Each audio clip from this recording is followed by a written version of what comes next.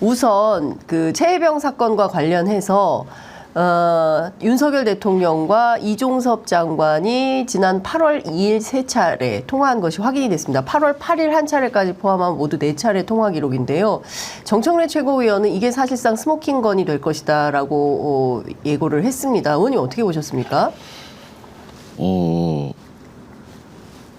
상식적이지가 않죠. 네. 왜냐하면 대통령이 장관하고 전화를 했다 하는데 소위 말해서 사제폰이라 그러죠. 일반인 됐을 때 그 사제폰으로 전화를 3번씩이나 그렇게 연거포서 한다라는 게 제가 청와대에서 8년 정도 있었는데 제 경험칙상으로는 이해되지 않습니다. 주로 청와대에서 대통령이 뭔가 꼭 통화할 일이 있을 때는 비화기? 아닙니다. 비화기나 뭐 업무폰을 넘어서서 우선 대통령의 하나하나는 모두 기록이고 공식적인 겁니다. 그렇습니다. 따라서 대통령이 전화 연결을 한다. 특히 국무위원과 전화 연결을 한다라고 하면 우리가 부속실을 통해서 하는 게 일반적입니다.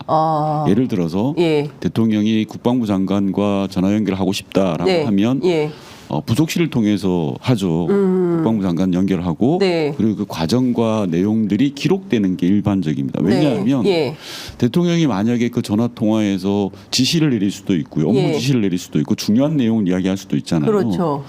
그렇기 때문에 대통령이 하나하나 행동 하나 굉장히 중요한데 전화를 3번이나 했는데 그걸 소위 사제폰으로 했다라는 것 자체가 상식적이지 않습니다.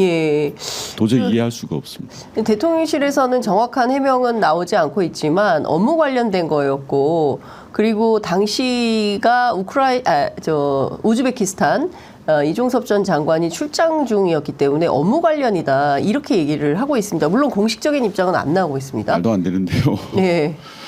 업무 관련일수록 사제폰을 쓰면 안 됩니다. 우선 개인 휴대폰을 썼다는 것 자체에 대한 문제부터 먼저 짚고 가면은요.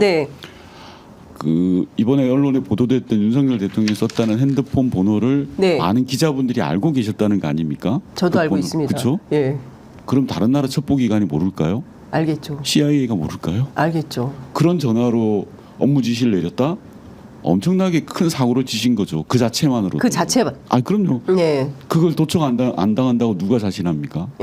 우리 장윤선 진행자께서도 알고 있는 그 번호인데. 예컨대 북한이라든지 우리와 좋지 않은 관계인 국가들에서 그 번호, 핸드폰 번호를 따지 않았다? 그걸 누가 장담합니까? 그래서 대통령의 업무 지시는 부속실을 통해서 보안이 전제되어 있는 전화로 연결을 하죠. 그걸 개인 휴대폰, 소위 사제폰으로 전화를 했다라는 것 자체가 뭔가 감추기 위한 게 있거나 피치 못할 스토리가 있는 거죠. 그런데 지금 그 당일날 대통령 휴가가 이제 시작된 날이지 않습니까? 그래서 휴가 중이어서 업무폰이 아니라 개인폰을 썼나? 일단 대통령이 취임을 하면요. 대통령의 사제폰은 제가 뭐 2분의 대통령을 모셔봤습니다만 거의 사용하지 않습니다. 그리고 앞서도 말씀드렸다시피 대통령이 여러 가지 업무 지시를 할 수 있습니다. 그리고 대통령이 휴가를 가든 다른 나라로 순방을 가든 어디를 가든 업무폰과 비화폰은 항상 구비되어 있습니다. 그게 없으면 대한민국 망하는 겁니다. 왜냐하면 대통령이 보안에 전제된 지시를 내릴 수 없다는 상황이잖아요. 그러네요. 그렇잖아요. 그런 상황이 되면 그게 대한민국입니까? 그러니까 도대체 왜 이런 전화가 있었을 거라고 추론하십니까? 왜 이런 상황이 있었을까요? 합리적 추론을 해보면요. 업무폰도 아니고 비화폰도 아니고 개인폰으로 왜 이랬을까요? 중간에 있는 부속실이나 참모들이 알면 안 되는 내용이었겠죠.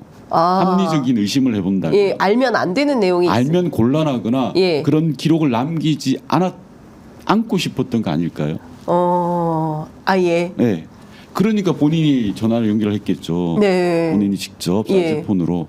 아니면 두 번째 합리적 의심은 그 이전에 스토리가 있었겠죠. 스토리. 국방부 장관과 윤석열 대통령만의 고유한 스토리가 있었기 때문에 가능하지 않았을까요? 예를 들어서 뭔가를 지시를 했다든지 아니면 뭔가에 대해서 지침을 준 게 있는데 예. 그게 어떻게 됐냐라고 예. 확인하는 차원일 예. 수 있겠죠. 예. 저는 뭐 그런 정도 말고는 네. 의심의 여지가 없다고 봅니다. 그러니까 첫 통화는요. 그 02800으로 시작되는 첫 번째 통화가 7월 31일 날 있었습니다. 그게 이종섭 장관이 처음 대통령실로부터 받은 전화인데 이 전화의 합리적 의심을 하면 그게 첫 번째 지침이었죠. 용산 지침. 대통령실에. 예. 그 지침이 제대로 작동되고 있는지 8월 2일 날 대통령이 확인해 봤다라고 예. 하는 게 제가 말씀드린 두 번째 예. 이유 스토리에 해당되는 겁니다. 예. 즉 7월 말에 내렸던 지침이 당신이 제대로 수행하고 있냐라고 점검 차원에서 네. 사제폰으로 전화를 했겠죠. 예. 아무도 모르게 아무도 모르게 기록에 남기지 않기 위해서. 기록에 남기지 않기 위해. 그런데 대통령이 어떻게 문재인 전 대통령이나 노무현 전 대통령도 이런 전례가 있었습니까? 기록에 남기지 않기 위한 어떤 그거는 말이 안 상상할 됩니다. 수 있는 일입니까? 상상이 안 되는 거고요. 제가 예. 앞서도 말씀드렸다시피 예. 대통령께서 후보 시절부터 썼던 많은 기자분들이 알고 있는 온 천하가 알고 있는 전화기라고 한다면 네. 그거는 다른 국가들의 첩보기관들이 다 번호를 따고 있는 거라고 봐야죠. 예. 그런 걸로 업무 지시를 내린다는 것 자체가 말이 안 되고요. 예. 그 자체가 이제 어불성설이다. 뭐 법률적으로 위반되거나 이런 것은 아니지만 그러나 상상하기 어려운 상식 밖의 행동이다. 이제 이렇게 해석을 해야 되는 건데 일단 대통령실을 공식 입장은 안 나오고 있습니다. 대통령도 그와 관련해서는 입장이 없는데 입장을 다만 내기가 곤란한 거 아닙니까? 그럴 수도 있는데 다만 안보실장의 경우에는 대통령이 장관이랑 수시로 통화한다.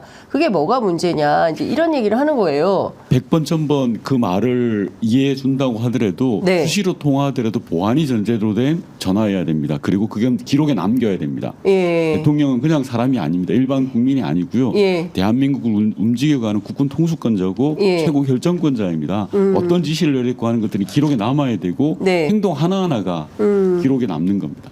그러면 이 사건에 대해서는 반드시 짚어봐야 되는 내용들이 너무 많은데 또 하나 좀 여쭤보고 싶은 것 중에 하나는요. 일단 그 대통령이 사제폰 그 총장 시절에 쓰던 휴대전화로 대통령 말고 다른 사람이 통화했을 가능성도 제기하는 분들이 계십니다. 그럴 수도 있을까요? 가능성은 약한데요. 네. 우리 장윤선 진행자께서 전화기 다른 사람 줍니까? 안 주죠. 안 주죠. 예. 가능성은 좀 약한데 예.